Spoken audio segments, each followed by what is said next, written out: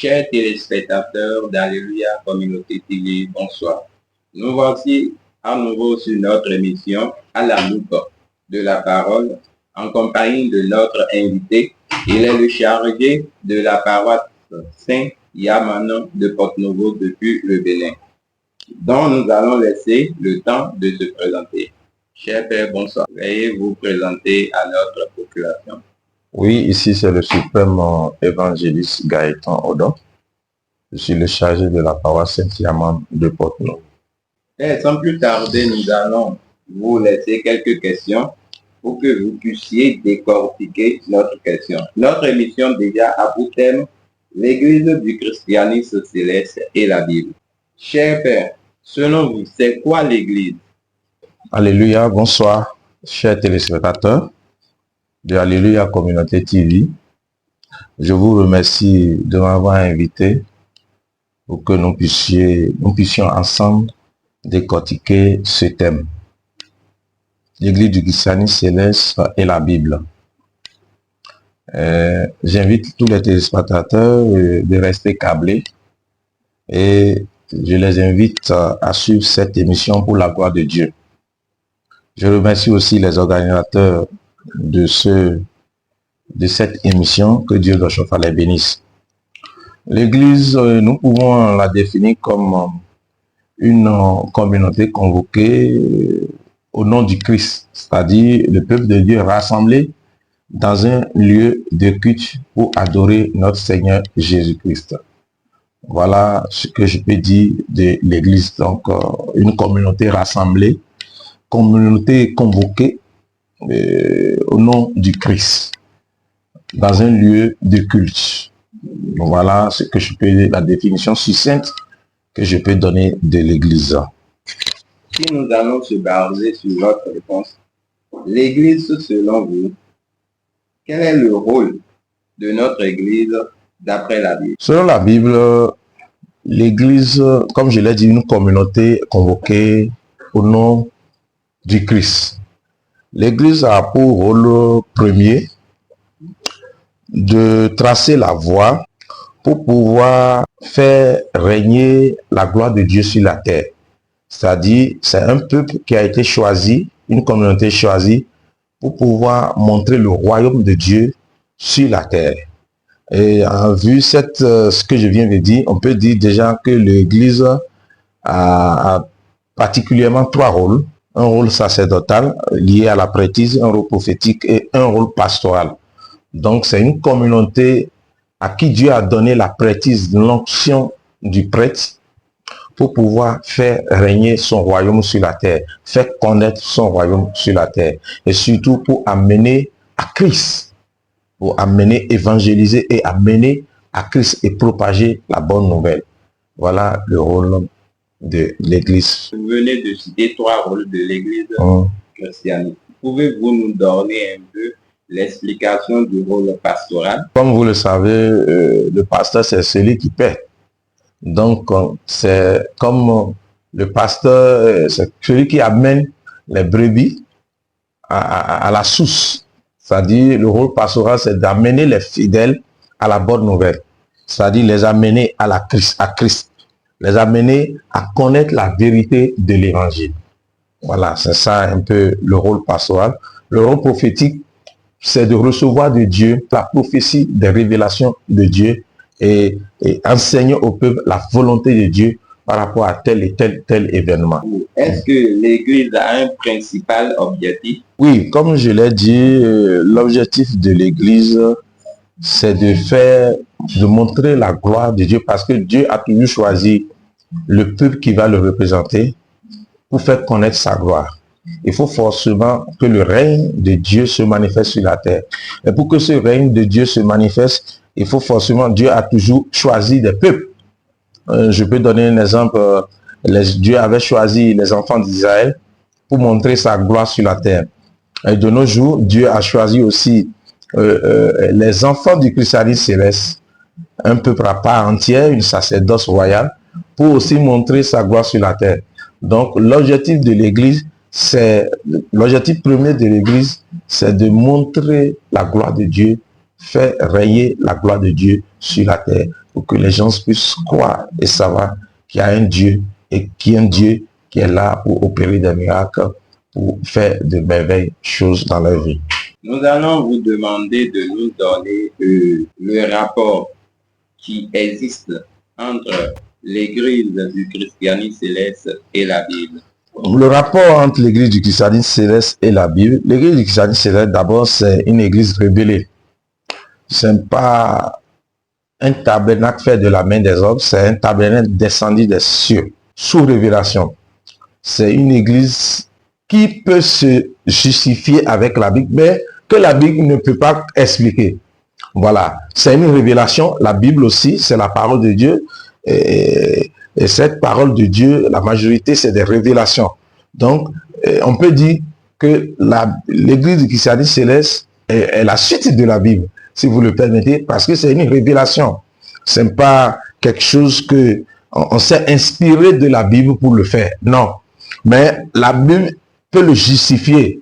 La Bible peut le justifier, mais ne saurait pas l'expliquer parce que l'Église n'est pas fondée à partir de la Bible. L'Église a été révélée. C'est des révélations que le prophète S.B.J. Oshofa a reçues. Voilà. Donc, voilà un peu la relation entre la Bible et puis notre Église. Voilà. Si nous allons se baser sur le rapport, et quel mot aviez-vous à laisser à l'égard de ceux qui fuient aujourd'hui notre Église, disant que non, l'Église du christianisme céleste n'est pas une Église venue des cieux, n'est pas une Église qu'il faut vraiment suivre? La Bible nous dit qu'un fils qui n'est pas de la lumière ne peut pas comprendre la chose de la lumière. Et notre Église, comme je l'ai dit, c'est une Église révélée. C'est une assemblée sainte, c'est une nation convoquée. Hein? Une nation, c'est un peuple à part entière, une nation sainte convoquée. Donc, c'est pourquoi la révélation disait à Papa Oshofa, la voix lui disait que c'est la dernière bague. Donc, cette bague n'est pas destinée à tout le monde. Voilà, cette bague, c'est la dernière bague, comme la bague de Noé. Cette bague n'est pas destinée à tout le monde.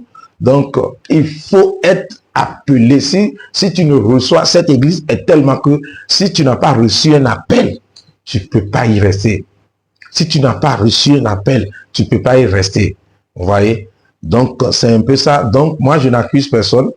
Laissez les gens parler. Nous avons confiance et nous savons que cette église, c'est une église de Christ que Jésus-Christ lui-même a fait asseoir sur la terre. C'est pour cela que le nom Église du christianisme céleste lui a été donné. Et pour la petite histoire, vous savez, ce nom a été révélé par un illettré, quelqu'un qui n'a jamais été à l'école, qui a pris la craie et sous l'impulsion du Saint-Esprit a écrit un nom. Il est resté pendant 7 jours sous transe.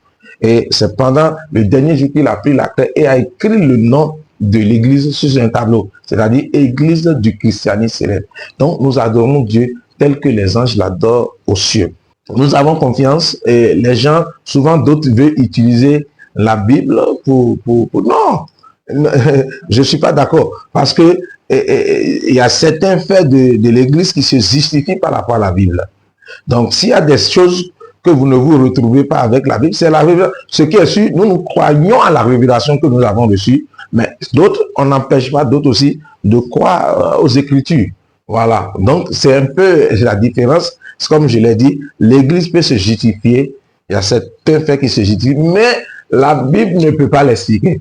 Alléluia. Donc si quelqu'un décide, nous, on est content d'être dans cette révélation du 21e siècle. C'est le Seigneur Jésus-Christ lui-même qui a confié cette église à notre papa Oshofa. Parce que pourquoi? Beaucoup de gens adoraient Dieu, mais une fois dans les difficultés, dans les problèmes, ils n'hésitent pas à aller voir les marabouts, les charlatans pour avoir la solution. C'est pourquoi le Seigneur Jésus a dit, voilà, mais une fois qu'ils sont allés consulter les marabouts, le diable met un signe sur eux. Et lorsqu'ils décèdent, je ne reçois pas leur âme. Pour cela, je te confie cette église. Je te confie afin que ceux qui vont m'adorer dans cette église n'adorent que Dieu seul. Et pour que les gens puissent le croire, je te donne toutes les forces afin que tu puisses aller évangéliser le monde. Vous voyez? Donc, c'est la mission, c'est la première mission de cette église, c'est d'aller évangéliser. Et pour que le monde puisse croire, on a donné à cette église des forces. Nous avons la force de vision, nous avons la force de délivrance, nous avons la force de bénédiction. Vous voyez? Donc, c'est une église évangélique, prophétique, c'est une église du Christ, c'est une église des apôtres, c'est un héritage complet, un héritage christique complet qui a été donné à cette église. Que la paix de Dieu soit avec nous. Et aujourd'hui, notre église a plusieurs interdits. Par exemple, si nous prenons l'exemple du viande de porc, les fidèles de l'église ne mangent pas la viande du porc. Nous portons les soutanes, mais sans chaussures. Est-ce que vous pouvez donner une brève explication pour ce fait? Cette église est une alliance que notre Seigneur Jésus-Christ a fait avec son prophète Samuel Bileo Joseph Achofa, paix à son âme. Et vous savez, c'est pourquoi j'ai dit la Bible ne saurait pas expliquer notre église. Quand Dieu fait alliance avec un peuple, il suit cette alliance de près et il donne certaines restrictions, il donne certaines interdictions au peuple de cette alliance. Dans notre église, suite à des révélations, il a été interdit premièrement qu'on porte sur nos habits, c'est-à-dire sur nos soutanes, qui est l'habit sacerdotal, de porter des chaussures. Oui, cela lui a été interdit. Je me rappelle un peu quand Moïse voulait monter et puis la voile, Dieu lui a interdit d'ôter ses chaussures, que là où il est, c'est un lieu saint. La même chose a été donnée à Papa Chofa, que lorsque nous sommes, c'est une révélation. C'est pourquoi il dit, la Bible ne saurait pas l'expliquer, mais certains faits de l'église peuvent être justifiés parce que c'est une révélation que nous avons reçue. Nous parlons de la révélation que nous avons reçue, mais eux, ils parlent des Écritures. C'est deux choses différentes. Vous voyez? Donc, il nous a été interdit, une fois dans nos habits sacerdotaux, de ne pas porter des chaussures. Parce que la maison de l'Éternel, c'est un lieu saint. C'est un lieu où la souillure ne serait cohabitée. Donc, cela nous a été, vous pouvez voir, cette interdiction a été également faite à Moïse. Donc, on peut le justifier par l'exemple de Moïse. C'est un peu ce que je le disais, que la Bible ne saurait l'expliquer, mais certains passages de la Bible, certains faits, certains de nos faits peuvent être justifiés par la Bible. Voilà. En ce qui concerne l'alcool et la viande de porc, cela a été interdit. Cela a été interdit. Vous savez, c'est une église purement prophétique où l'Esprit de Dieu se manifeste beaucoup, les dons de vision, où les anges se manifestent beaucoup.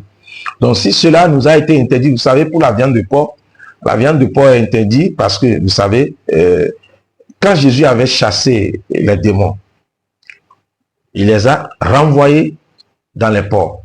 Bon, peut-être c'est une viande, je ne saurais l'expliquer de manière approfondie, mais cela a été interdit parce que c'est une viande qui véhicule beaucoup les mauvais esprits. Donc, pour un corps sain, cela nous a été interdit de manger cette viande. L'alcool, vous savez, quand l'Esprit, je vous ai dit que c'est une église prophétique, une église où les anges se manifestent, où l'Esprit de Dieu se manifeste beaucoup. Quelqu'un qui est saoulé, pensez-vous qu'il peut être sous? Est-ce que l'Esprit Saint peut encore l'utiliser? Le fait, ça a été donné à d'autres peuples de boire. Cela ne veut pas dire que si tu bois l'alcool, Dieu a interdit l'alcool à tout le monde. Par exemple, quand je prends la tribu des Lévites, Dieu les a empêchés de boire l'alcool parce que c'est un peuple choisi pour être à la sacerdoce royale, c'est-à-dire pour faire l'œuvre de Dieu. Vous voyez? Donc, celui qui veut faire réellement l'œuvre de Dieu doit se méfier de l'alcool. Et nous avons beaucoup d'exemples. Nous avons beaucoup d'exemples dans la Bible. Quand Élisabeth était enceinte, on lui a interdit de boire l'alcool parce que l'enfant qui est dans son ventre, c'est un enfant de l'esprit. Vous voyez? Donc, comment, vous voyez, l'alcool ne saurait cohabiter avec l'Esprit de Dieu. Parce que lorsque vous prenez l'alcool, vous n'avez plus le contrôle de vous-même. Mais si tu n'as pas le contrôle de toi-même, comment l'Esprit pourra t'utiliser? Donc, ces interdictions, il est bien vrai, il y a des passages dans la Bible qui ne le refusent pas. Mais nous, par rapport à cette alliance que Dieu nous a donnée, que Dieu a fait avec nous, il nous a donné des interdits afin que nous soyons toujours en esprit. Vous voyez, c'est pour cela, C'est ça qui fait peut-être la différence entre l'église du christianisme céleste en matière de révélation et en matière de la manifestation de l'esprit par rapport aux autres églises. Donc, nous avons nos interdictions qui ont été données suite à des révélations. Ces interdictions peuvent être possibles dans la Bible. On n'en refuse pas. Mais nous, le peuple choisi de Dieu, et Dieu a fait cette alliance avec lui, il nous a interdit. Donc, c'est par rapport à notre alliance. Donc, ceux qui ne sont pas dans l'alliance peuvent consommer. Cela ne veut pas dire que Dieu va les en vouloir. Est-ce que vous voyez? Que la paix de Dieu soit avec nous. Un mot de fin pour nos chers téléspectateurs. Le mot de fin, c'est de vous remercier et de remercier les fondateurs de cette émission, notamment le président, directeur général de cette chaîne et toute son équipe. Donc, que Dieu d'Oshofa, je ne peux que vous souhaiter du courage parce que je vois que vous travaillez avec vos moyens de bord. Et je prie Dieu d'Oshofa de vous rendre puissant dans le domaine. Dieu d'Oshofa de vous accorder plus de moyens afin que vous puissiez rehausser sa gloire et faire élever sa gloire dans le monde entier. Je vous souhaite du courage et chers téléspectateurs, je vous invite à être toujours câblés sur cette chaîne de la jeunesse. Cette chaîne n'est composée que des jeunes qui se battent avec les moyens de bord pour pouvoir faire rayonner la gloire de Dieu sur les médias. Donc, c'est aussi l'occasion de lancer un appel vivant afin que vous puissiez les soutenir avec vous aussi vos moyens. Que Dieu d'Oshofa les bénisse et qu'il les rehausse. C'est mon mot de fin pour cette émission. Merci à vous. Allez, chers téléspectateurs, nous voici à la fin de notre émission qui avait pour thème l'Église du christianisme céleste et la Bible, dont notre chargé a expliqué, décortiqué de long à large. Merci et restez calés.